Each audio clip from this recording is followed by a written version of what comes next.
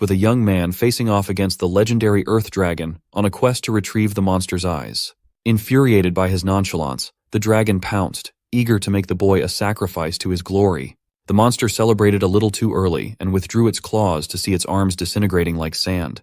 As the dragon squirmed in pain, the young man was estimating the appropriate amount of power to accomplish his quest. He followed up with an offensive spell, the Wind of Decay. The energy of death wrapped around the dragon intensely, eventually eroding the mythical monster's body. The eyeball rolled over to where he was standing. Picking it up with enthusiasm, the young man looked forward to delivering this rare quest item. Unfortunately for him, the Wind of Decay was too strong, eroding even the dragon's eye. He might have killed a legendary beast, but now he can't redeem the quest reward. If things go on like this, he won't be able to send money back home to his grandparents. Before he got into this situation, he was promised a stable income. So, how did Karna Necromos, a 13-year-old prodigy and a genius bestowed with the abilities of a necromancer and the wise man job, end up like this? In this world, people undergo the rite of passage at the young age of 13, called the Ceremony of Revelation. During this sacred ceremony, a seal will be bestowed upon them courtesy of the gods. Those who have acquired their innate job and ability would set out to use their powers to benefit society as a whole. Among them came a special few who have been bestowed with a special seal, branded as gifted. Karna was one of those lucky few. With his wise man job and talent for necromancy at such a young age, he garnered the attention of notable people. His loadout was so valuable that a gifted holy knight, a gifted battlemaster, and the hero himself extended an invitation for him to join the kingdom's premier party. He was scouted by the face of the kingdom to lend his power to the mission of subjugating the Demon King. Being a clueless young man, he could not see himself contributing that much and playing such an important role. But the hero reassured him that he would be stepping into a role that nobody else could do. The rewards would be bountiful. With the backing of the kingdom, he was promised a monthly salary of 200,000 gold coins. Hearing the monetary value of joining the hero's party, Karna's eyes turned money-hungry, and all doubts in his mind were dispelled. His grandparents just looked at their boy and praised his honest desire for wealth. Karna turned to the two most important people in his life and vowed that he would become a great wise man to earn lots and lots of gold. The old couple tried to tell him not to worry about them as they didn't have much time left to live anyway. They just wanted their boy to go out into the world and find his happiness. But this is what Karna has always wanted to do. He'd only be happy once his grandparents were taken care of. As far back as he could remember, his grandpa and grandma raised him on their own after his parents passed away. So now that he's able, he wants to return their love and make them happy. The old couple could not hold their tears back upon hearing their sweet boy talk like that. Hugging their grandchild tightly, they expressed just how proud they were of him. And so, Karna Necromos formally joined the hero's party, setting off on a wild journey with the best of the best. The Battlemaster was a menace when it came to close combat, able to hold her own even against giant burly demons. The fight was tough, but she was gritting her way through the heavy exchanges. Seeing her struggling a little bit, Karna stepped in to provide some cover fire. Utilizing the dirt around the dungeon, he used sludge bullets to blind and impair the demon in multiple spots. He stepped in just to provide some cover fire but ended up injuring the monster heavily. So heavily, in fact, that it collapsed on the ground with its skin scraped off by dirt and sludge. Being the closest to the fallen enemy, the Battlemaster cringed at their brutal victory. In another dungeon, the hero's party found themselves surrounded by a tribe of savage orcs. Once again, Karna stepped up to increase the number of their allies. He touched the ground and created dozens of undead soldiers to make the numbers even. The Holy Knight looked at the grotesque undead, clinging and keeping the orcs occupied. A disgusted look appeared in her eyes as a Holy Knight was a natural enemy of the undead. There was also the time when they had to face off against the double-headed dog demon, and the hero took the forefront to show the magnificence of his swordsmanship. Excited to contribute, Karna charged forward, telling Sir Hero to conserve his strength instead. With a wave of his hand, the young man unleashed a ghost shot that penetrated deep into the demon's furry body. The hero was naturally flabbergasted. He was so ready to show off his skills. Still, he maintained his smile and praised Karna for such a good job. Although he can only control spirits and spirit-bound objects, Karna thought that working harder would earn him lots of money. But standing out too much and being in the spotlight earned him the ire of his teammates. Maybe he was too naive, and this led to a very serious conversation in the middle of their journey. The hero pulled him to the side to apologize as he was asked to leave the party on his own. Karna was naturally shocked. He was doing his job properly, but he was getting the boot. What kind of nonsense was that? He asked the hero what he did wrong, as being kicked out of the party would put him in a tough spot. The Battlemaster spoke up, insisting that they were the ones in the tough spot right now. She can't do her job as a vanguard because of Karna's disgusting attacks. She can't even imagine punching anything that had touched his gross techniques. The Holy Knight also spoke up, raising her qualms against Karna. It's just that she can't stand his necromancy on a physiological level. Seeing the undead made her queasy.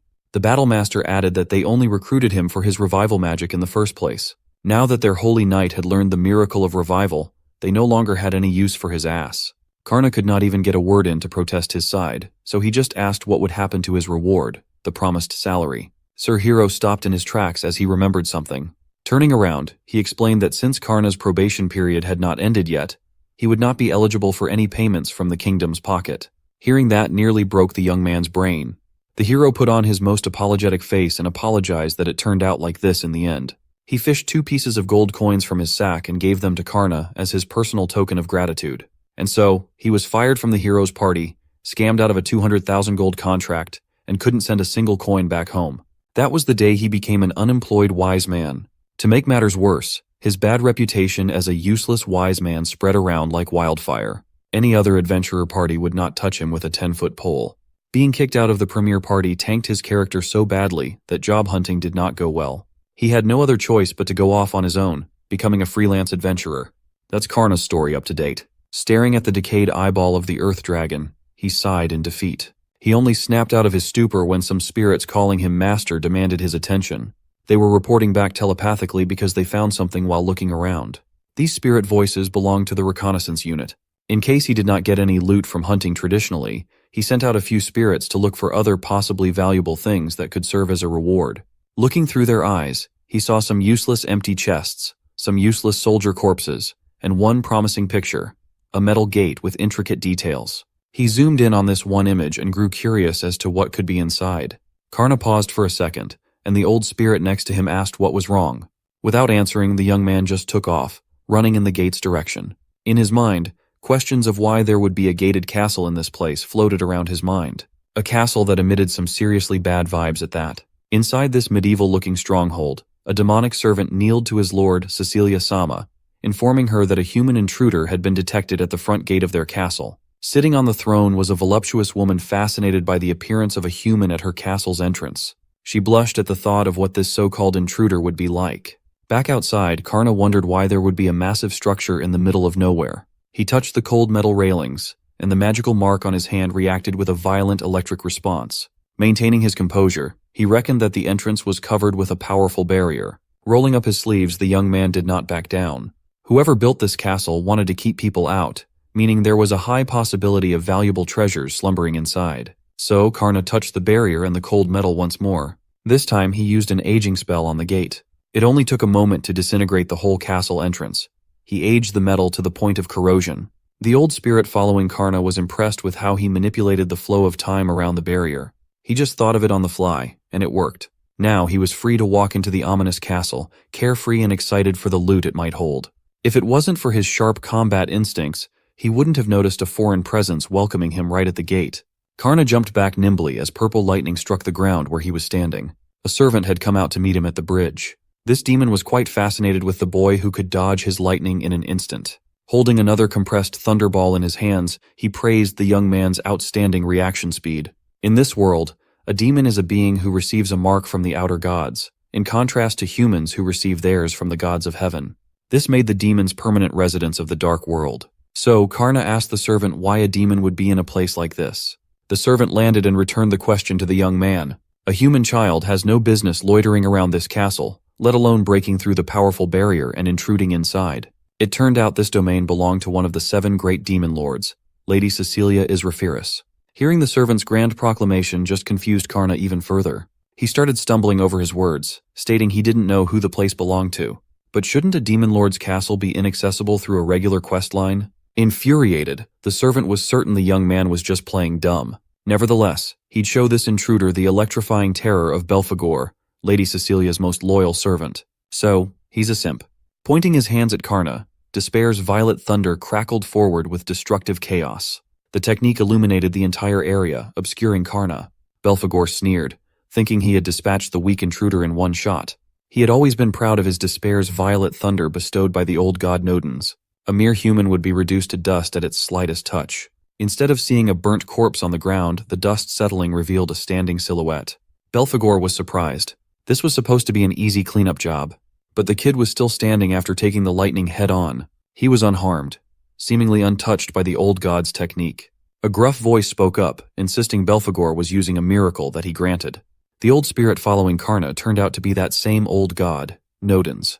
He proclaimed he wouldn't allow an imitation of his power to be used against his master.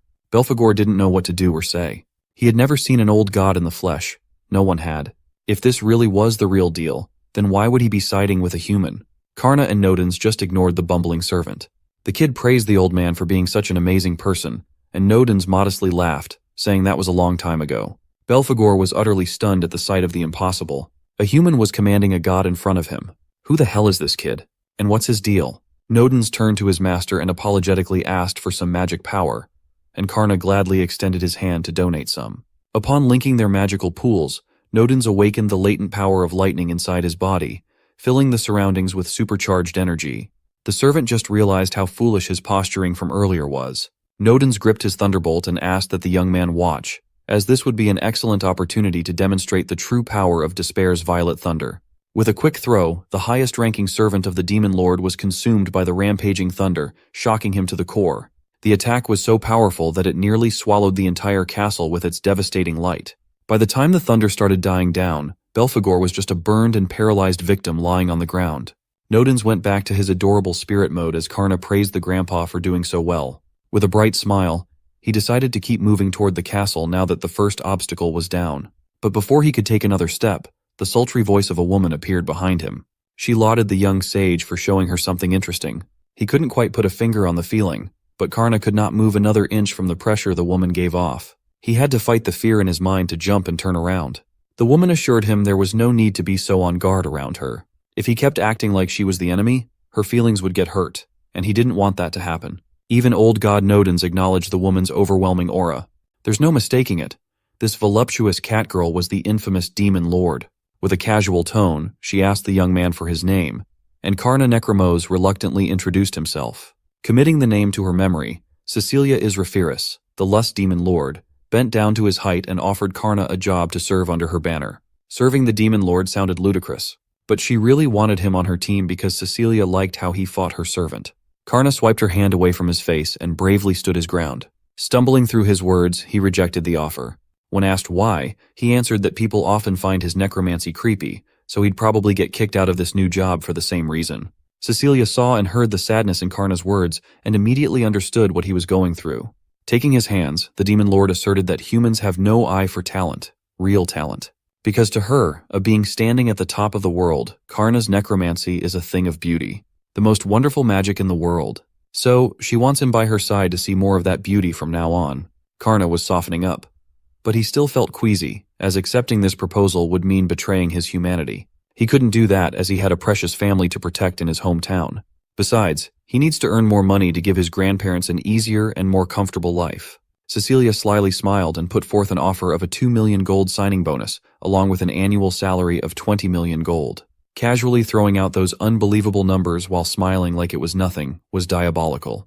Karna's eyes lit up with the prospect of coins, but the most attractive offer was the guarantee of his family's safety. Hearing of all those benefits, Karna immediately accepted the job.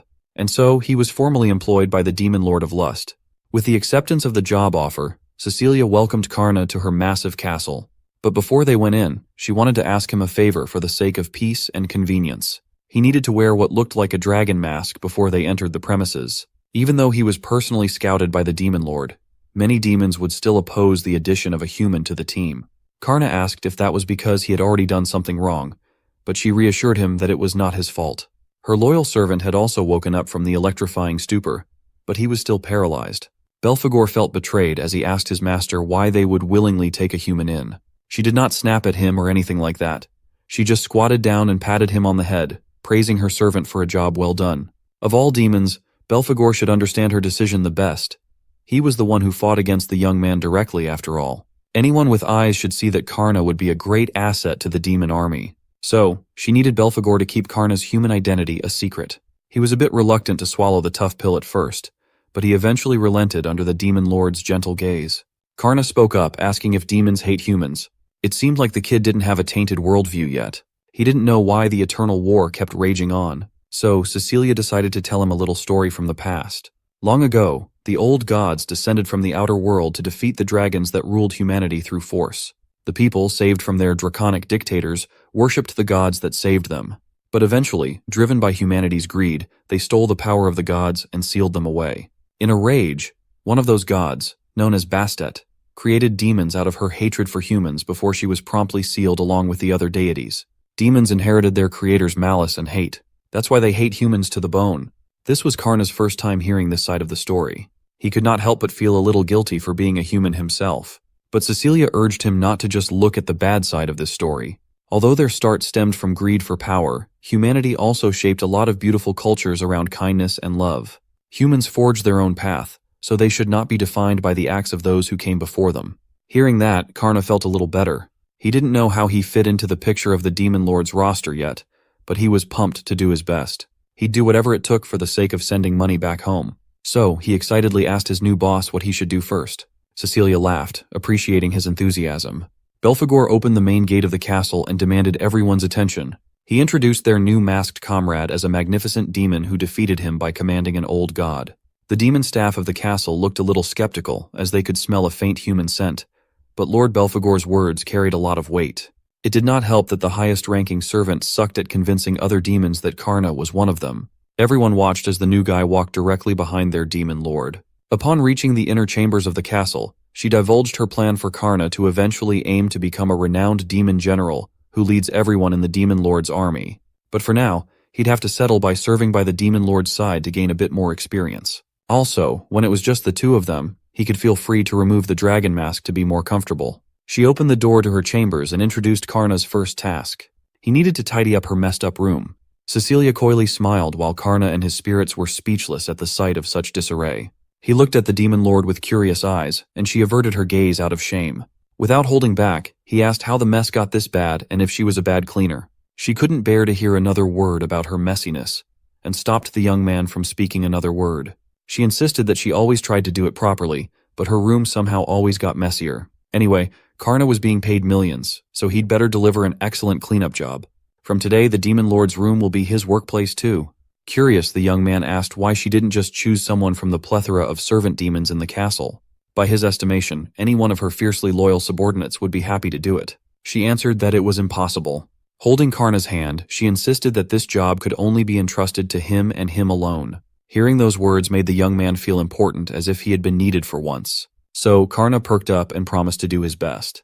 Cecilia loved his outstanding dedication. Exiting the room, she added that she would be back by night and was looking forward to his progress. Karna looked at his spirit companions and steeled his resolve. Even though the chaos seemed daunting, at least he wouldn't be dealing with it alone. Much to the spirit's surprise, his plan to start this daunting cleanup process was to pick up one of the loose books on the floor and read it. Old Man Nodens asked him what the thought process for this book-reading thing was, and Karna insisted that he wasn't playing around. Understanding demon culture and tastes would help with the proper cleaning after all. He aimed to make Cecilia's ideal room based on what she liked. Doing that by himself would take forever, so he used his spirits to investigate via ghost detection.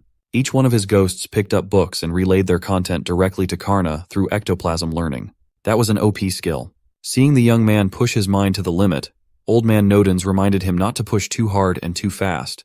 The old god was worried that this kid would overheat while trying to memorize everything at once. But his concern turned out to be unfounded as Karna memorized the entire catalog of books in just a few minutes, shocking even the old god. Thanks to the help of the ghosts, he was able to absorb so much information so fast, so he thanked them appropriately. Now that he had the blueprint of demon culture, it was time to clean the room to his heart's content. Night came, and Cecilia opened her chamber door to a vastly different image than the one a few hours ago. Every corner of her room was practically shining, and it was polished and clean. The layout of the room was arranged optimally, and everything was tailored to her liking. Karna gave all the credit to his spirit companions. Thanks to their hard work, he was able to finish in no time. Appreciative of her new room, the demon lord turned to Karna and the ghosts to thank them properly. The young man had really exceeded her expectations, and she was glad that he came into her life. Flashing a genuine and bright smile, Karna was just happy to be of service. He also brought up a question that he had while extracting information from the entire book catalog. He asked if Cecilia read human books. Karna had found some books with human authors under the demon lord's bed, so he took the initiative to organize them on the shelf along with other literature. Who would have thought that the demon lord of lust would be interested in human biographies, poetry collections, cookbooks, and most surprising of all, romance novels? Hearing her biggest secret being divulged made the demon lord fluster, her cheeks blushing intensely. She wanted to defend herself, but she could not think of a reason why she was reading romance novels. When Karna asked her if she liked humans, Cecilia lost her usual sultry and dominant demeanor. She took the books from his hands and asked Karna to keep her tastes a secret from everyone else. It was just that her ultimate dream was to create a world where demons and humans could live happily while preserving their respective cultures. For that, she had been studying human culture as much as she could. In her studies, she discovered just how many human things were unfamiliar to demons. Chief among these concepts were the sanctity of love and marriage. That was the reason why romance novels ranked at the top of her book collection when it came to sheer volume. Cecilia felt embarrassed that this new subordinate of hers already knew who she really was deep down. Putting the book in her hand back in its place, she deliberately closed the space between them. This naughty boy had seen everything she desperately hid for a long time. It wasn't fair if he knew her, and she didn't know him. Not giving Karna an inch to move away from her body, the red-blooded young man struggled to focus on anything else other than the massive globes in front of him. With a hazily seductive look in her eyes, the demon lord of lust expressed her desire to know more about Karna Necromose. She slowly moved her hands down to his shoulder. Both of them were red in the face, blushing profusely. Then she asked the big question. How did he end up making a contract with the old gods? Sounding a little disappointed, the young man asked Cecilia if that was all she really wanted to know. Running her fingernails down his neck, she teased him by asking what Karna was imagining she would ask. He insisted that he wasn't thinking of anything in particular, but his flustered face told a different story. Anyways, these days he calls these old gods his grandparents. These all-powerful beings, including Nodens, used to be his neighbors. Puzzled by his answer, Cecilia wanted him to go into more detail. Well, everything happened right after he received his mark at the ceremony of revelation. His real grandparents had been tricked into buying a piece of land surrounded by the haunting presence of spirits. They worried that if they couldn't expand the farm because of the miasma of death, they would struggle to make ends meet. The old couple didn't want to worry their grandson at a crucial time of his life, so they wanted to figure something out themselves. But Karna knew. He knew all along. The boy did not want to leave this problem to his old grandparents to deal with on their own. So, one night, when they were both sleeping, burdened by financial troubles, Karna snuck out of the house to figure something out by himself. He scaled their wooden fence and ran around the empty and barren tract of land. If he could expand their farm, it would make his grandparents happy and alleviate their money problems. The boy wanted to repay them for raising him, no matter what it took. Rolling up his sleeve and revealing his new mark, he intended to return the lifelong favor in kind. Even though necromancy can't purify curses, he still had the ability to gather and disperse vengeful spirits. Channeling the power of the dead into his hand, he touched the barren ground and unleashed the dispersal of grudges. The power of necromancy crawled all over the ground, proliferating throughout the infertile land. Much to the young man's surprise, there seemed to be something odd directly below where he cast his spell. Without any warning or signs of frailty, the piece of land he was standing on collapsed, making Karna plummet down into endless darkness.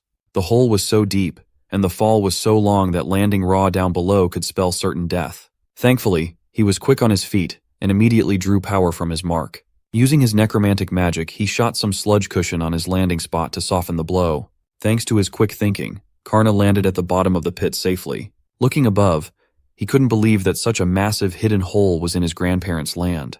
Turning his head to scout the place, he saw what looked like a little pyramid made with impressive architecture. It looked a lot like a dungeon. Why would there be such a massive dungeon under the farmland? That's the question running through his mind. Maybe this was the source of that pesky curse, attracting vengeful spirits and making it impossible for the land to produce a harvest. Deciding to check it out, an old man holding a thunderbolt trident ordered him to halt his advance. That's right. This was the first time he met the old god, Nodens, and a dragon guarding the dungeon. Without a hint of fear, Karna asked the old man who he was. Nodens introduced himself and the other residents of this hidden dungeon as divine spirits. This place is their resting place, their graveyard. Hearing that he had just stumbled upon the grave of the gods, Karna panicked as anyone would in his position. Raising the thunderbolt trident up to the young man's face, Nodens asserted that this wasn't a place for humans and that the kid should leave at once. Karna might be quaking in his boots out of fear, but he couldn't just go away when he had explicitly come out to lift the curse from the land. Nodens lifted his trident, and hearing another human defying him, a god, felt quite nostalgic. He took it as a formal challenge, and his despairing violet lightning flared up all over the place. Anticipating the arc of lightning, Karna responded appropriately by dulling the electric attack with the spread of his sludge cushion. Unfortunately for the boy, some runny and muddy dirt was not nearly enough to stop the signature attack of a god. The despairing violet lightning tore through the sludge and gave the boy the kiss of electrifying death. He was paralyzed from the attack, Nodin standing tall, not even breaking a sweat. Just as the old god was about to retreat to his grave, confident that the boy was done for, Karna slowly stood up. He took the chance to fire up some mud bullets while the old god's back was turned against him. The attack naturally fell flat against Nodin's wall of violet lightning. Tanking an attack and dishing one back to the enemy was supremely exhausting. Even the old god was surprised that this mere mortal child still had strength left to stand upright. So, he decided to get a little more serious and engaged in a faster-paced exchange of attacks. His casual attacks were neutralized at every turn. Karna struggled, but his well-timed mud attacks were quite effective. By the end of their quick clashes, the old god stopped in his tracks, taken aback by the kid's resilience. What could possibly drive a boy to such lengths? Any ordinary prodigy out there would have folded as soon as they saw an old god. But this boy was fighting tooth and nail, no matter how much damage he sustained. The motivation driving Karna was the sad faces of his grandparents whenever they looked at the barren farmland. He had resolved to make them smile, and he would do everything in his power to protect those smiles. With his power, he vowed to lift the curse from the land. Nodin stopped his barrage of attacks to comment that the boy had good eyes, kind eyes. Nodins and the other divine spirits walked closer to Karna. The old gods reckoned that if they tagged along with this kid's journey, they might witness something interesting along the way. And so, that's how he ended up making a contract with his grandpa Nodins. This old god also occasionally borrows Karna's virtually unlimited magic to materialize a physical form. By now their contract has grown beyond just an ordinary agreement. The old gods practically see the sweet boy as their grandchild already. Demon Lord Cecilia became curious about that dungeon where divine souls had been sealed. Not a single ancient text suggested the sacred site's location. Even so, not only did Karna find it, but he also managed to release the grave's seal and remain unharmed.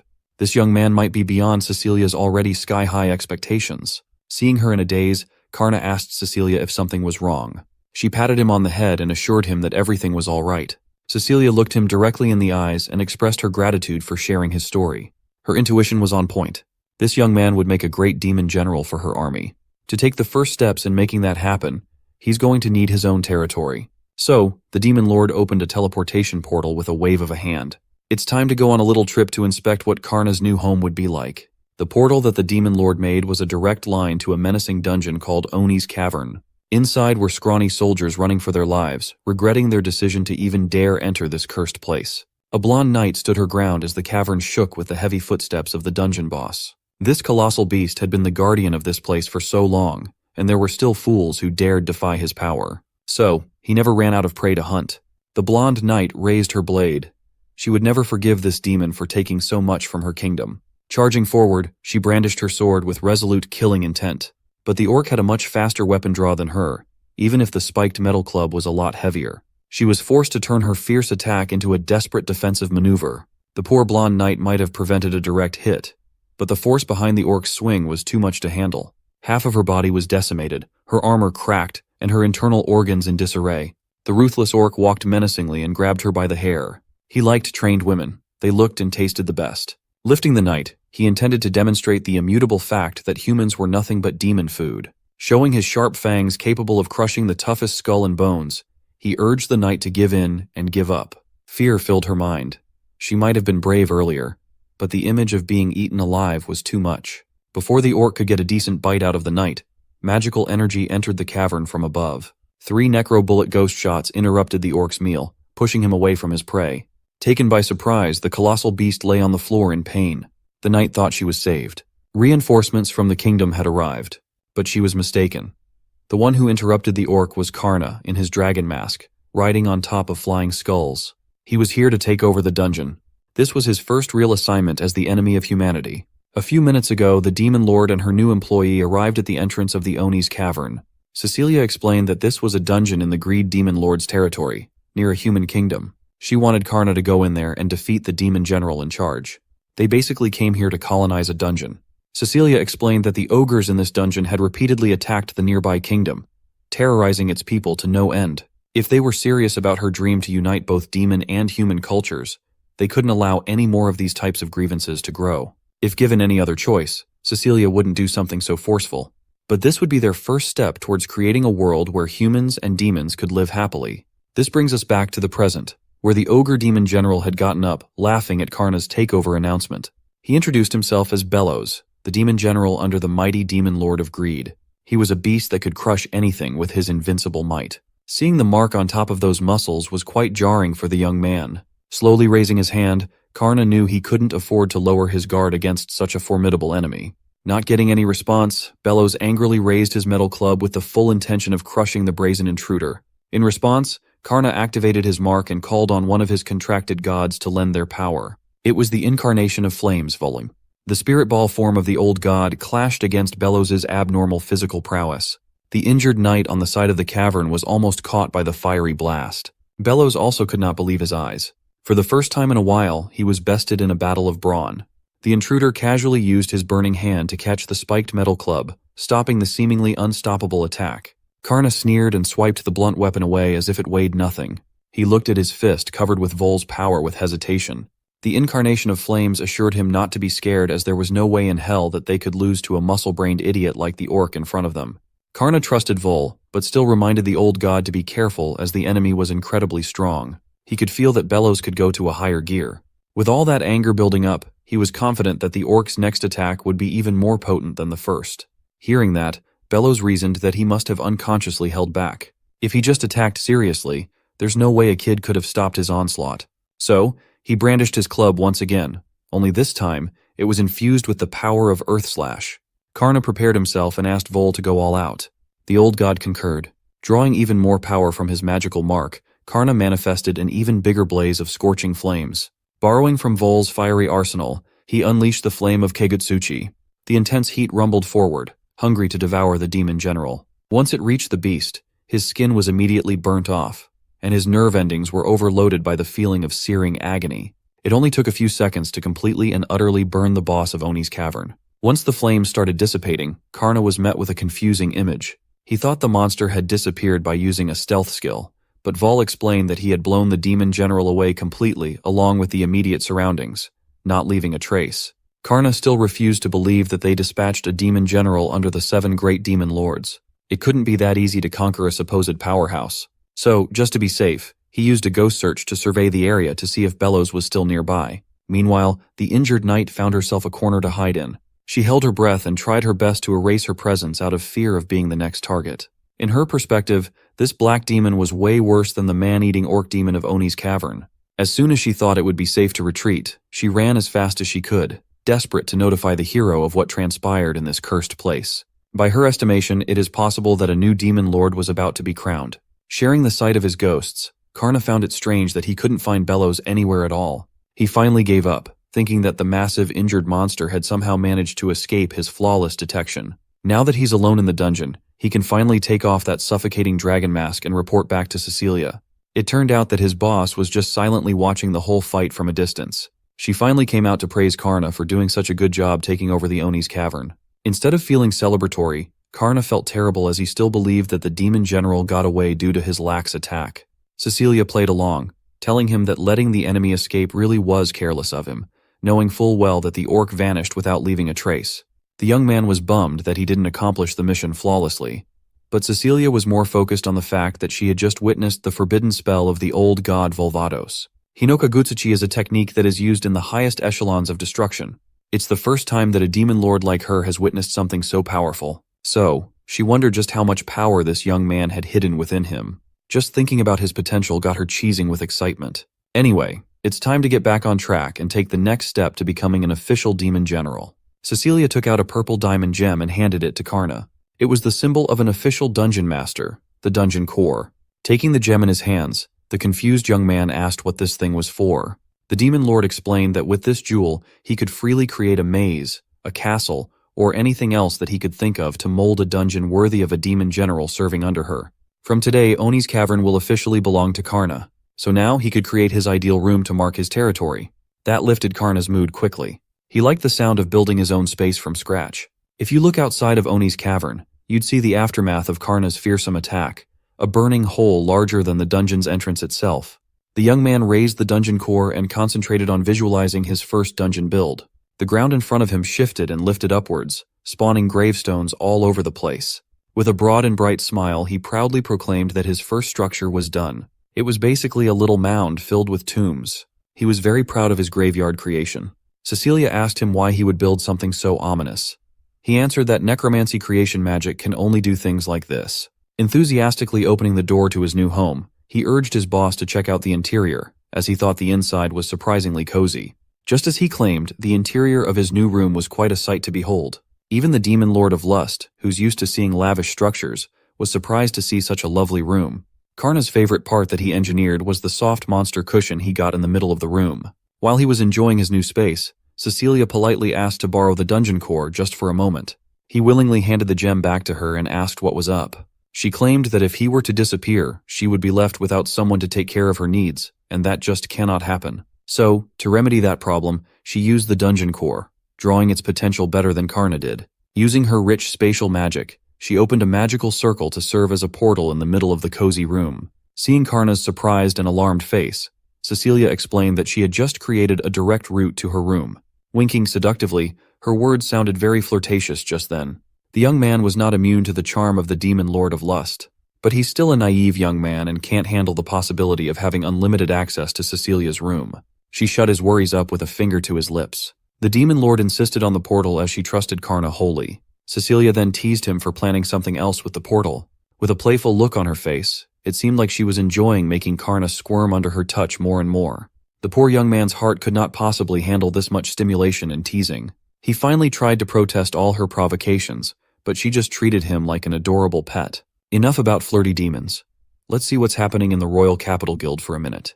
It seems like the knight who survived the fearsome takeover of Oni's cavern managed to report back to the authorities, and the capital hurriedly issued a new subjugation quest. They got a wanted poster set up for the unknown enemy who defeated the demon general of greed with a single strike of fire. A formidable opponent, to say the least. The capital thinks that there is only one man who can do the job. The man who stands at the peak of human limits. This man smiled upon hearing of a job that required his particular set of skills. Of course, we're talking about the narcissistic scamming hero and his two horrible party mates, the insufferable battlemaster and the irritating holy knight. The hero quipped that they could pick up this mission as a warm-up before they officially start the Demon King subjugation. The man asking for their help was excited that the famous hero would accept the request. But the greedy bastard would only do it if the reward was generously sizable. Before they could officially take on the subjugation mission, another person in the room urged the hero to wait for a minute. She stood at the corner, asserting that fighting an unknown enemy would be too dangerous, so they should reconsider what they were about to go into. The hero sighed and laughed, assuring their fourth member that there was no need to worry about this miscellaneous mission. Thanks to that convenient stepping stone known as Karna Necromancer, their holy knight has finally learned and mastered resurrection magic, ensuring stable support no matter what happens. The hero saw this mission as his chance to shine. He's been waiting to challenge a big shot for a while now. He thought this girl was just holding on to a grudge because he fired the necromancer she personally recommended for the party. The girl in the light fabric armor suited for mobility, Aisha, just looked at the hero with apathy. Karna quietly sat inside his cozy graveyard creation, waiting for Lady Cecilia to come through the portal in the middle of his room. She was running a little late. This disappointed the young man. She said they would have breakfast together, but she might be a no-show. Vol rationalized, saying that maybe the demon lord was still asleep. Nodens proposed that they go wake her up. Karna stood up and walked to the portal. It felt wrong to enter a lady's room without permission, but this was just part of his job, right? He eventually reached the demon lord's tidy room while wearing the dragon mask and tried to carefully wake her up. Much to the young man's surprise, the demon lord of lust actually went to bed wearing nothing but her see-through underwear. Lady Cecilia slowly opened her eyes, surprised to see a familiar figure looming over her bed.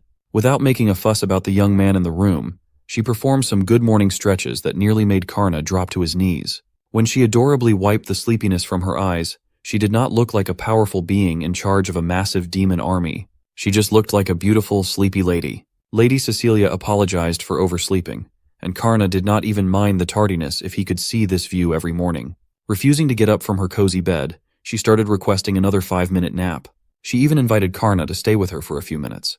She would only need a few minutes for someone like Karna. It took a little bit of convincing, but he eventually got her to get up from bed and move towards the dining hall. As an apology for being such a brat earlier, Cecilia had her people prepare a lavish breakfast fit for a king. It looked so good that it made Karna doubt whether he deserved such luxurious treatment. Cecilia assured him that he could do whatever he wanted, as this was a special human meal prepared by the castle's head chef. When he finally got the meat in his mouth, all troubles and doubts melted away. While he was happily chewing and chomping on such good food, he noticed a different type of vibe on the other side of the table. In Lady Cecilia's plate was a horrible amalgamation of nightmarish ingredients, forming a lump of black goo that looked like it had its own air of death. She did not bat an eye when taking a spoonful of the dark goo and putting it directly in her mouth. To her, there was nothing more delicious in the world than the special black goo on her plate. Seeing Karna look at her with astonishment while she was just naturally having her meal, she asked if the young man was curious. She explained that demon food is mainly a shuttle for absorbing mana. It's never been ingrained in their culture to make it look traditionally good. It does not taste bad, but she understands that it must look like she was eating something gross in the eyes of a human. Recalling the time when the hero's party exiled him for allegedly being disgusting, Karna did not want to give Cecilia that same feeling. So, he kept an open mind and asked if he could have a bite of the black goo. He wanted to try demon food too. Seeing him respond in such a surprising way got the demon lord and the old gods worried for the young man. Much to Nodens's disagreement, Cecilia was willing to let the kid experience demon cuisine with one spoonful to start. She gently brought it to Karna's mouth, the young man excited and tense at the same time. When he finally got to bite the black meal, a pleased expression spread across his face. The demon lord and her spirit companions waited for Karna to finish chewing and give his verdict. When he finally got the vile goo down, he realized that it was very delicious. Not expecting Karna to like what she eats every day, Lady Cecilia was on cloud 9. Nodens was a little confused as back in his day, demon food used to taste extremely terrible. That might have been true before, but over the years, demon culture evolved to improve the taste of their cuisine. It has come to the point of being palatable even for humans. Even if it looks a little messy and scary, there are many good things under muddy looks. Karna thought the same goes for food. Appearance hardly matters at all. Hearing the young man ask for a second serving and hearing his inspiring words, Cecilia's heart skipped a beat. That day, the employee and the boss shared a demon meal in the castle's dining hall. Right after their hefty breakfast, the dungeon building came next. Karna was really pumped to improve his domain even further. But before they could get deep into everything build-related, Cecilia wanted to make sure that Karna had the proper understanding of a dungeon's role. They might look like petrifying death traps at first, but a dungeon is a valuable place where demons can replenish mana outside of eating. When inside one of these dungeons, the mana used or spilled by the human adventurers who enter the dungeon becomes recycled to be absorbed by the core, turning into a drinkable form. The dungeon core basically sustains the powerful demons under Cecilia and the other demon lords. It plays a vital role in the demon world. Dungeons are created using the mana in the land, so if the core were somehow destroyed, the mana would return to the earth, making the land fertile for humans. The very existence of a freaky dungeon gives humans a valuable reason to challenge it. It has been cleverly designed to lure hopeful adventurers. This poses another problem through the act of defending the dungeon itself, especially Oni's Cavern, a dungeon located at the border of human and demon king territories. Positioned in a contentious land, the frequency of attacks is a lot higher. Hearing that explanation, Karna formed the resolve to work extremely hard to improve everyone's lives. Letting his ghosts loose in his new domain, he urged them to do their best in the coming tasks. Away from Oni's Cavern, let's turn our attention to the distant generic fantasy land where monsters lurk. These monsters are in for a rude awakening, though. The hero and his holy light slash tore through every low-leveled monster like a hot knife through butter. The hero did not even break a sweat. His kills were primarily done in one hit after all. Smiling from ear to ear, he was excited to push even further as just a bit more journeying would get him to the target dungeon. Meanwhile, his party was not in the best shape at all. The Battlemaster had some beef with the Holy Knight. She was lecturing her for being hurt by a bunch of weaklings. It was a showing unfit for someone dubbed as the Shield of the Hero. The Holy Knight argued that she messed up thanks to the Battlemaster's carelessness. Aisha had to step out of the shadows and step in to stop the bickering, telling the girls to save the fighting for later. She asked them what they would do if a powerful demon happened to notice their annoying voices. Aisha just wanted to finish the mission and nothing else. She didn't want to get involved with this dysfunctional party anymore, but her efforts were met with an even more annoying drivel from the Battlemaster. She blamed Aisha for recruiting a useless necromancer that they had to drive out of the team and messing up their thing. Aisha sneered. That necromancer they were talking about had a golden seal. He would have been an undeniably valuable asset through and through. The Holy Knight was still irked about those undead summons. Both ladies blamed Aisha for messing things up. Seeing this chaos, the hero stepped in to mediate. He admitted that Karna was a capable asset to the team at that time. But if he left everything to that kid, how could a hero shine like he was supposed to? He just made a rational decision in his narcissistic brain and followed through. With the problem swept under the rug again, the ladies followed the hero to the rocky area where the dungeon lay. Aisha could feel the stupidity of the hero's words from a mile away. There's nothing rational about that guy. This current savior of humanity was said to have the talent to enhance all abilities with a heroic transformation. But in reality, he's just an attention-seeking brat. He's a dumbass who picked his companions primarily based on their looks and nothing else. That's why he ended up with a party of selfish bitches. While Aisha was away gathering information, they even drove a promising recruit away. Assassin Lady just joined this team because the pay was the best.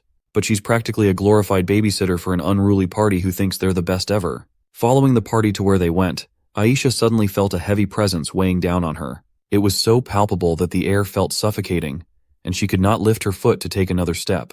This divinely sinister aura was oozing out of the grave dungeon's entrance. Even the stupid hero had to pause before reconsidering their hastily accepted mission. From Aisha's earlier info, this dungeon was supposed to be just another ogre's fortress. Seeing a whole gravesite wasn't in her expectations. She proposed backing away for a moment to reconsider their strategy, but the party was already halfway down the stairs leading below. Confident in their capabilities, the hero's party pushed forward. Aisha really tried to stop them from making a grave mistake rushing in, but her words didn't really hold much weight in this place. The spirits lurking around the dungeon immediately sighted the hero's party, challenging their new domain. Seeing a familiar group coming in, the ghosts immediately transmitted a live feed to Karna's head. They were just in time, as Cecilia was with Karna at that time. It looks like the first challenger of his new dungeon is the hero's party, the premier fighters of humanity. The demon lord and the old god were taken aback upon hearing that.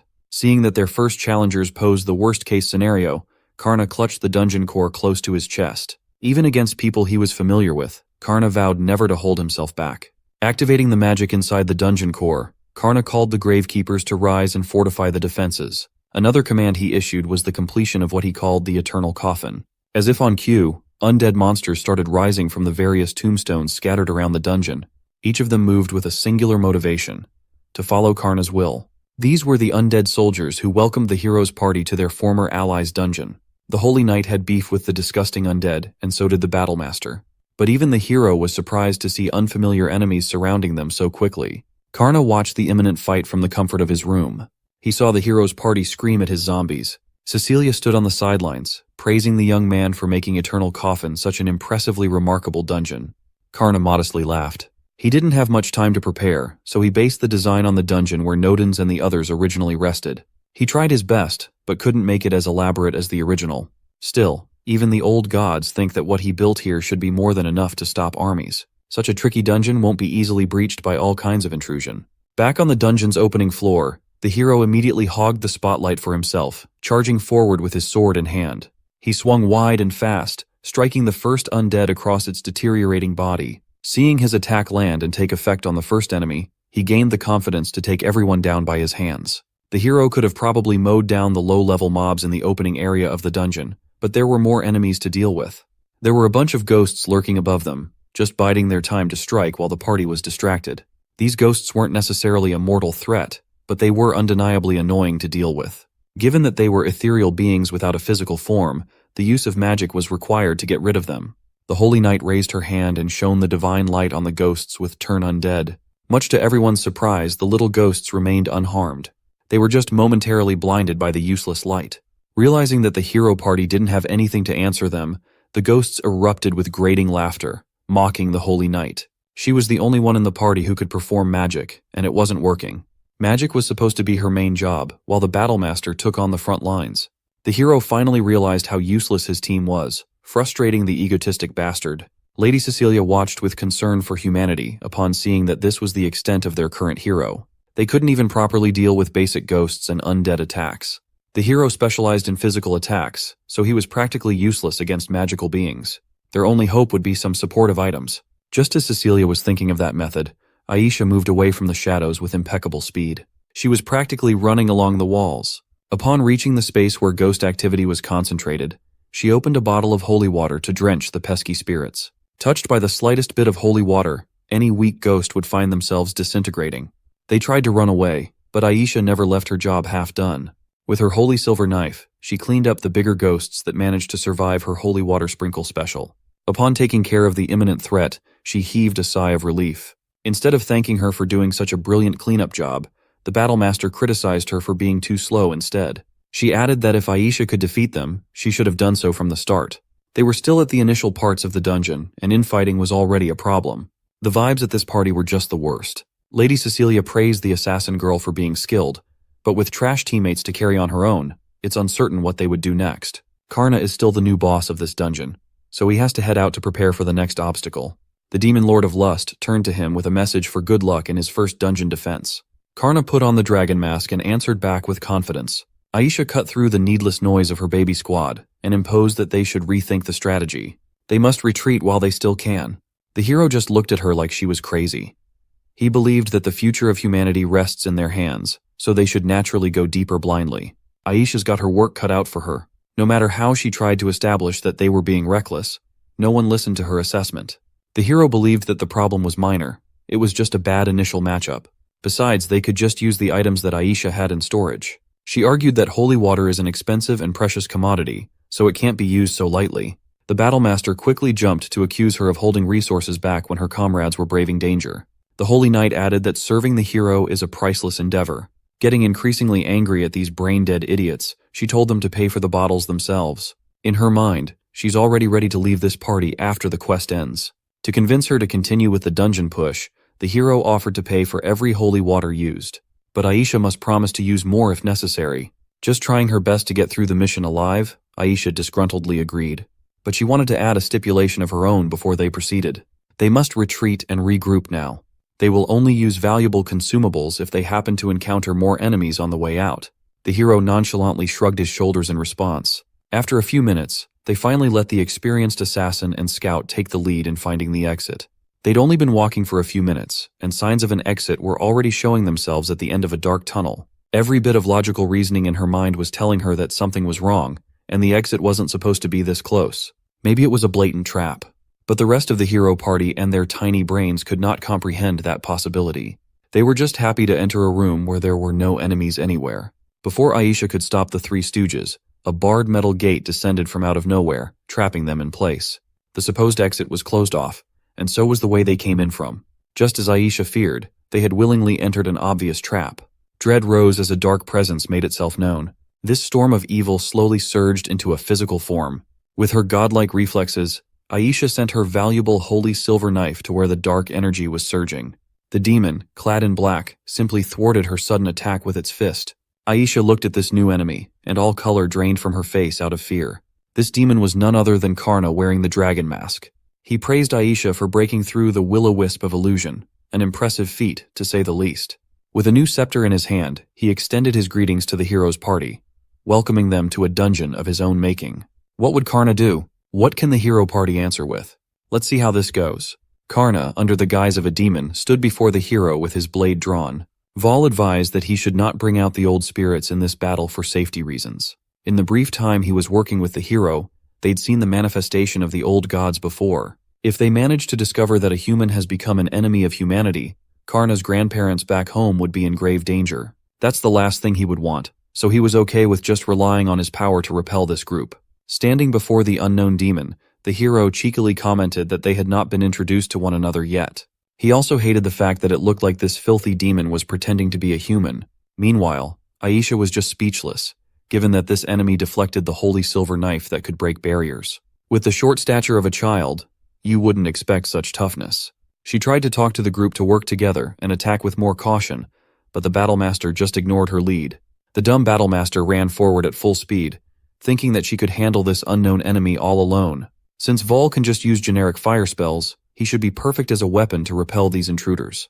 With a slap of a hand, Vol's igneous power transferred over to Karna's hand. This was a technique honed by the trust Karna and the old gods have formed, the power of possession. The Battlemaster and her fearsome fists came at full sprint, hoping to blow the dragon's head away.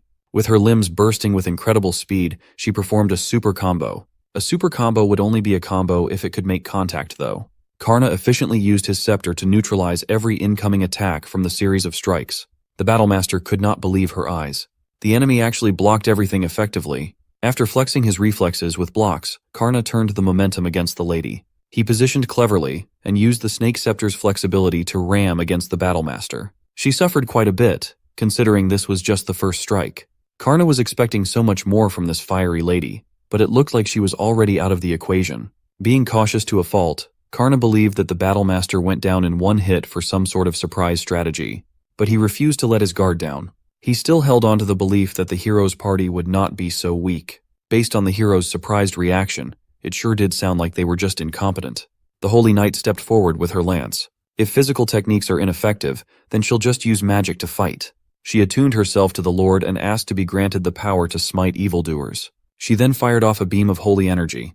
The holy smite had the force and momentum to tear everything up along the way, and she just happened to aim the spell along the path of her unconscious comrade. Based on the explosion resulting from the holy smite's landing, it looked like an easy kill. The Holy Knight beamed with a smile, thinking that she got the last hit. Aisha, on the other hand, gave her an earful for attacking in the direction of an ally. She wasn't fazed by those comments, just excited to revive the Battlemaster implicated by her attack. Aisha warned her to approach carefully, but she did not listen. That led to a beam of dark energy descending on her without resistance. The Holy Knight shrieked in pain as the dark energy wreaked havoc on her body. She was sent back to where she initially came from. Aisha was just as surprised as everybody else. Meanwhile, Karna emerged from the ceiling, looking down on the foolish party. From the top of the walls, he finally used his necromancy to breathe life into the lifeless bricks. Aisha looked at the enemy closer and that physical technique. This magic that they were being subjected to was clearly far superior to anything they'd ever encountered. Meanwhile, Vol was just cursing the humans below. If Karna hadn't been there to rescue the unconscious Battlemaster, she would have died from the holy smite.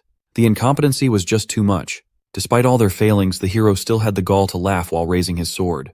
With his thin veil of bravery, the hero pushed his aura to the limits. It looked like this bastard hadn't learned his lesson yet. Here he was, trying to attack with his allies still on the way. The hero was actually proud of this setup.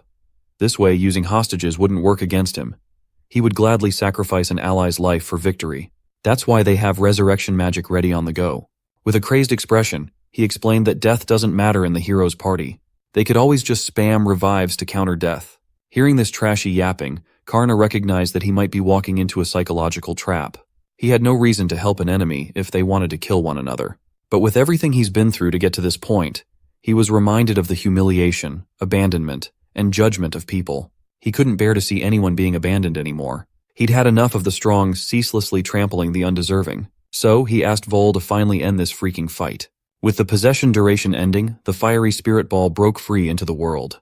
Recharged with plenty of power, old god Volvados manifested himself in the material plane with his fire god form. The hero's last string of sanity must have snapped at the sight of the old god. He followed through with the attack that he was preparing, a showing of the hero's real power, the Holy Light Slash. It had the sharpness to slice everything in its path, but Vol just stood in front of the blade, unperturbed. With a light smile on his youthful face, Volvados pulled his fist back for a simple punch. This seemingly simple movement led to the release of Fire Thunder, a purely destructive technique that could devour anyone's hopes. The Slash and Fire Thunder clashed against one another. One was a power bestowed to humanity's strongest warrior. One was a power unleashed by a literal god. It was not surprising to see the Slash buckle and shatter under the fire of Volvados. When his ultimate attack was finally neutralized, the hero just stood in place, at a loss for words. He wasn't fazed by the possible death of comrades, but he was shaken by his own powerlessness. He thought he was infallible. He was supposed to be the strongest and the greatest to ever do it. But now he was being exposed to a power outside the scope of his understanding. This power came from the monster that trapped them in an airtight prison along with the bizarre flying fire guy. He asked what exactly Karna and Volvados were. Who were these powerhouses, and what was their deal? But the hero's ego refused to back down. He sneered and declared that it wasn't over yet. As long as he had the Holy Sword, the fight would continue. But it looked like even the Holy Sword had given up on him. Out of nowhere, the legendary weapon just went ahead and snapped itself in two, dropping the blade to the ground. The hero's complete kit of armor followed suit. The impenetrable equipment slowly dissolved into nothing. This went on for a grueling few minutes before the hero was left with nothing but his underwear, confused and panicked. His holy sword and equipment just broke down so suddenly, along with the hero's sanity.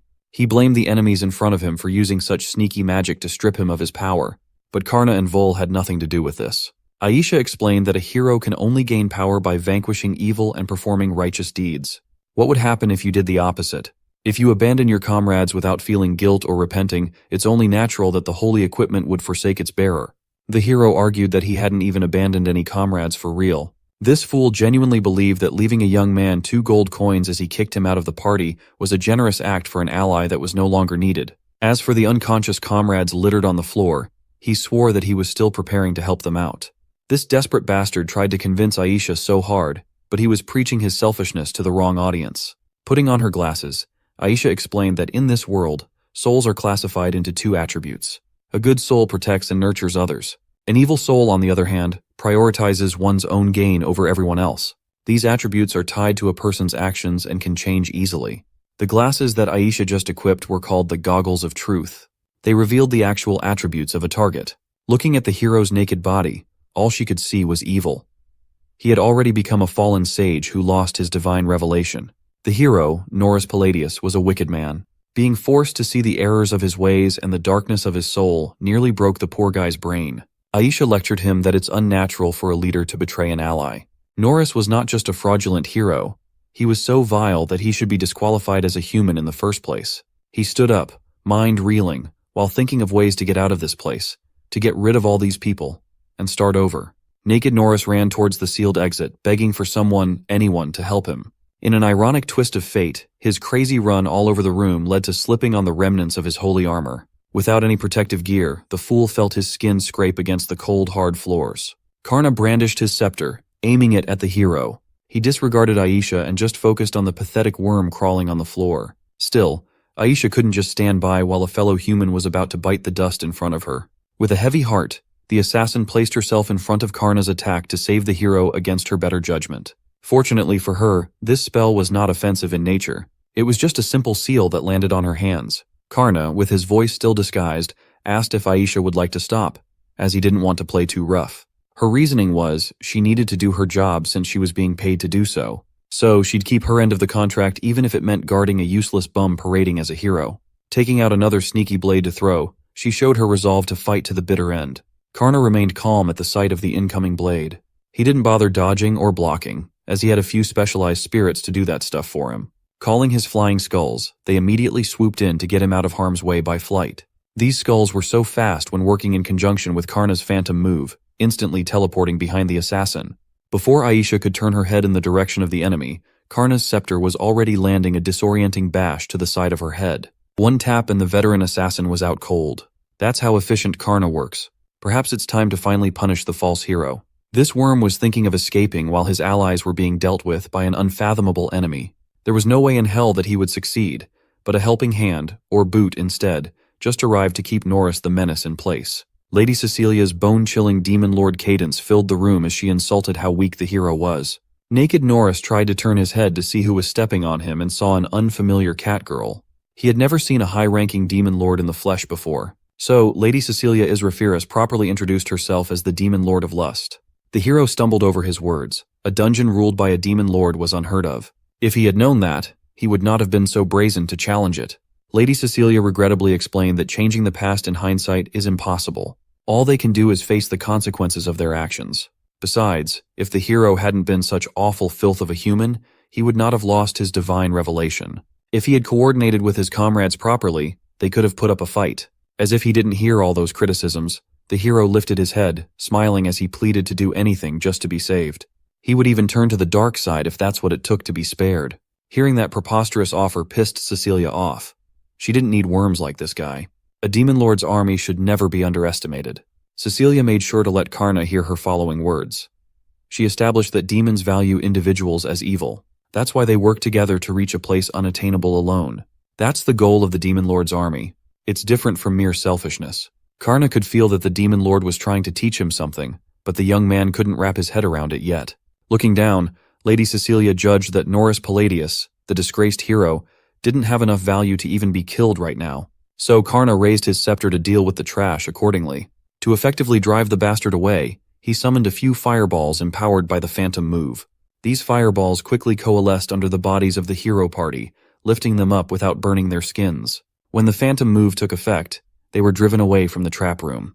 The gates promptly closed behind them, leaving the demon lord and the masked young man alone. She asked him how he felt after this first dungeon defense. Removing his dragon mask, Karna admitted that it felt refreshing. He thought he was ready to devote himself to the cause now. From now on, he promised to become a formidable enemy of humanity for Lady Cecilia's sake. She recognized his worth when everyone else didn't want him. Patting his head, Cecilia felt overwhelmingly happy to have Karna by her side. She asked him to continue doing his best from now on. Now that they were on the same page, it was time to deal with the remaining elephant in the room. They needed to talk to Aisha, the assassin, about various things. She was a very valuable prisoner. Away from the dungeon, we turn our attention to the land of violence, Kalkazan. News of the hero's defeat had already reached this remote area. A goblin kneeled in front of his master as he reported the development in the new dungeon, even down to the appearance of the lust demon lord herself. Not only did that girl take over the dungeon that belonged to Kalkazan's overlord, but she also snatched the hero's head. The demon lord of greed, Gurugaz Zaraga, might have to step in and settle this mess. This Ganondorf-looking bastard has set his sights on Lady Cecilia. In the capital city, the news of the hero's defeat had also reached the Adventurers Guild. The guild had been made aware of the hero losing his divine power and becoming what's called a broken sword. Taking this disgrace seriously, the kingdom secretly executed him. As for his two companions, they were also permanently incapacitated to cover up the defeat.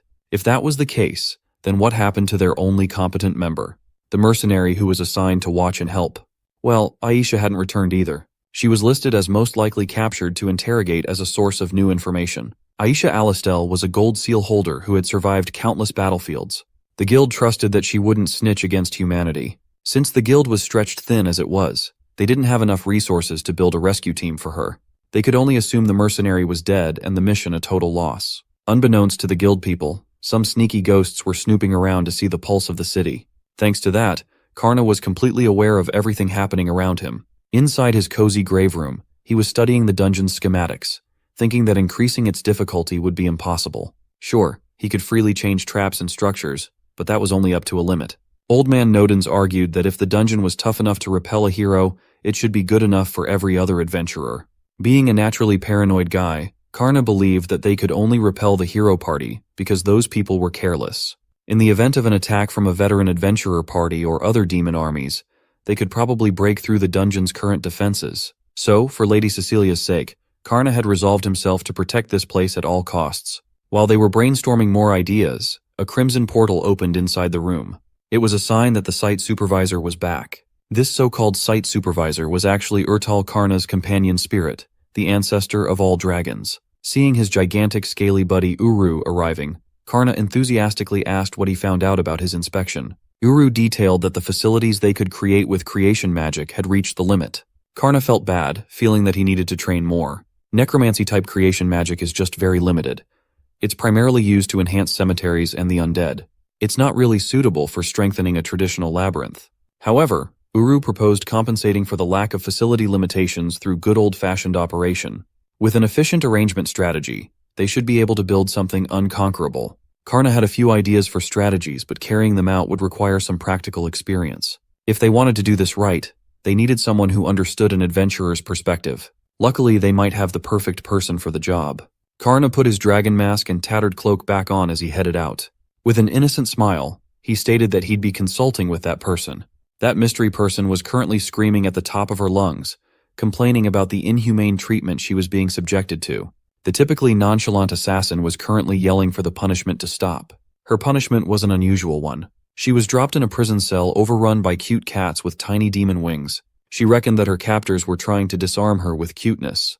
Looking at the fat white cat and its cute grin while vying for her attention, Aisha could barely hold it together. She bit her tongue and tried her best to stay as calm as possible. Aisha didn't know what these demons were playing at, but she wouldn't be easily deceived by such despicable methods. She vowed to never fall for such an obvious trap in the form of a cute kitty asking for belly rubs.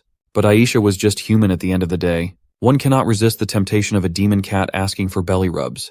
She eventually gave in and cuddled the fluffy, warm, and cute cats. Aisha was so into it that she was even meowing back at the furry kittens. She was yanked out of the dreamland when the guy in the dragon mask appeared on the other side of the prison bars. Still carrying one of the cats, she asked how the demons found out about her love for cats. Scratch that. She demanded to know what these demons were trying to do. Karna admitted to using necromancy soul reading to read her soul. Aisha was taken aback. This meant that they'd already extracted information from her without her knowing. Karna found out that her name was Aisha Alistel, 24 years old, a mercenary assassin with the rare item master talent. He also saw that her hobby was rescuing stray cats in the slums of the capital. Memories of her feeding and giving potions to sick kittens stood out in the soul reading. Hearing her secret being divulged made her feel embarrassed. Karna couldn't really read detailed memories, but he could see enough to understand Aisha's background and likes. Aisha loved cats, and there's nothing wrong with that. She believed that cats are honest, unlike humans. They don't have a concept of betrayal, Karna concurred. He thought that her love for these fur babies was beautiful. Aisha lowered her guard a little bit, but she was still vigilant, believing that she was talking to a demon. Sitting down, she asserted that trying to buy her favor with cats would be pointless. She wasn't afraid of death, and she would gladly take her information to the grave. She was paid before the mission, so preventing info leaks was part of her job. Karna dropped the voice-changing shtick and removed the dragon mask as he admitted that he wasn't after her life. As soon as Aisha got a good glance at the face underneath the mask, it immediately clicked. The one who beat the hero's party was not some ruthless demon. It was the kid they kicked out, Karna Necromancer. Karna didn't know that this girl would recognize him immediately. But that's only natural because Aisha was the one who recommended him to the hero in the first place. More importantly, she questioned why a human like him was serving the demon lord. When asked if he betrayed humanity, Karna happily answered that he did. Under the demon lord's contract, he got better pay and benefits, which is the best.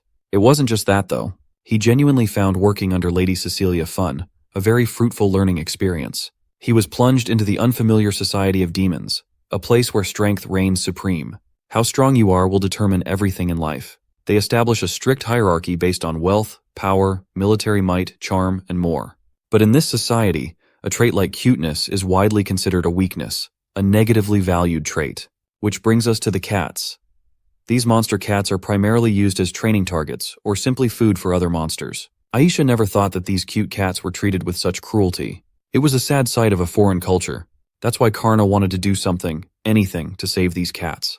He wanted to keep repelling adventurers without killing humans.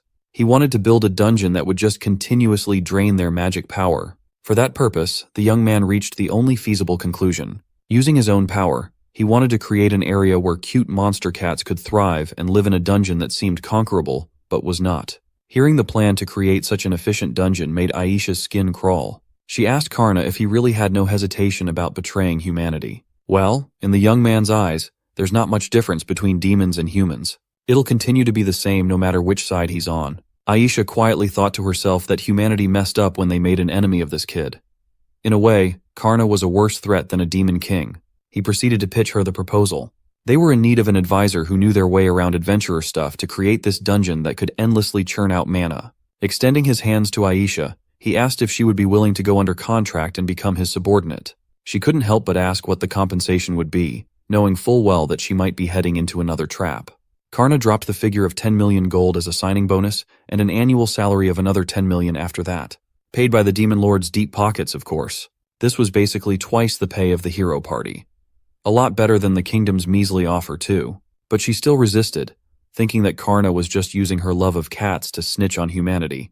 The final nail in the coffin was the stipulation that if she signed immediately, she could have the monster cats as her subordinates. Suddenly, all of Aisha's doubts evaporated as she demanded to know more about this monster cat subordinate brigade. Finally breaking down the assassin lady's defenses, Karna expressed that he was looking forward to the work they could get done together. Aisha insisted that she just accepted for the sake of the cats. Now that Karna's identity has been revealed, Aisha reckoned that rejecting would be too risky. With a sly smile, she plans to pretend to be a dutiful subordinate while quietly stealing their information. Nodens butted in, asking Karna to show the current state of the dungeon to the newest addition to the team. Smiling from ear to ear, he invited Aisha to have a look at his dungeon's design.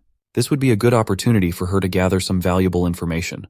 There's no better place to start than the entrance.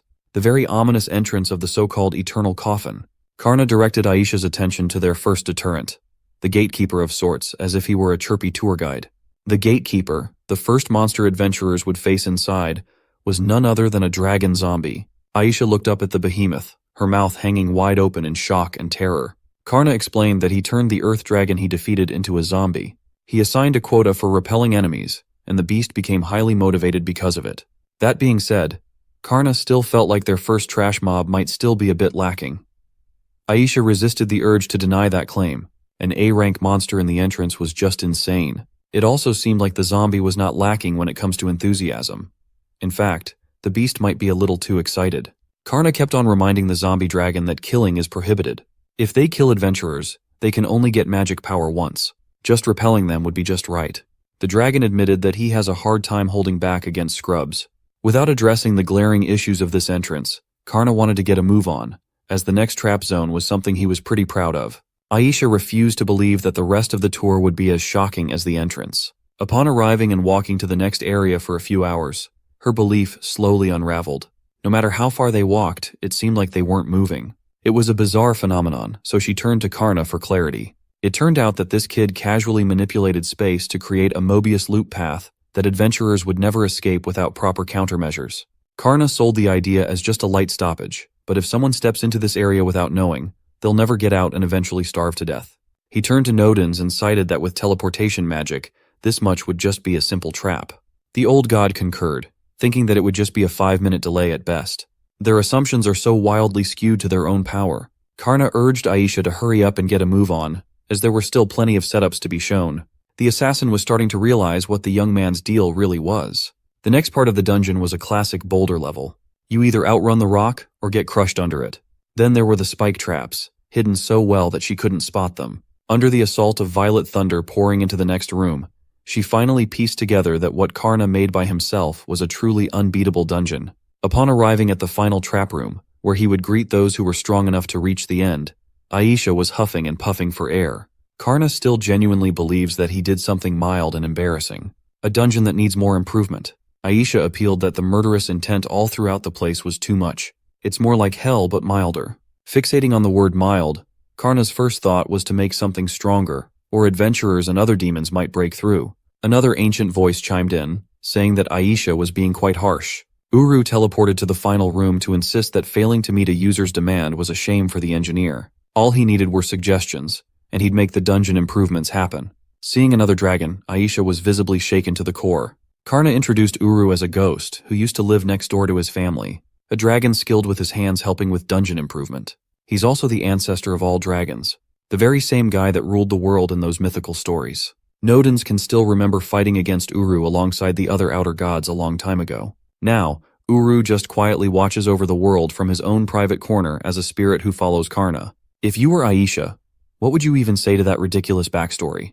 Karna noticed that Uru might be having a hard time talking to them when he's in such a large form. So, the ancestor of all dragons promptly shrunk in size until he was even smaller than the young man. In his miniature form, he looked just like a dragon plushie. Aisha felt like she was seeing a fever dream play out in real time.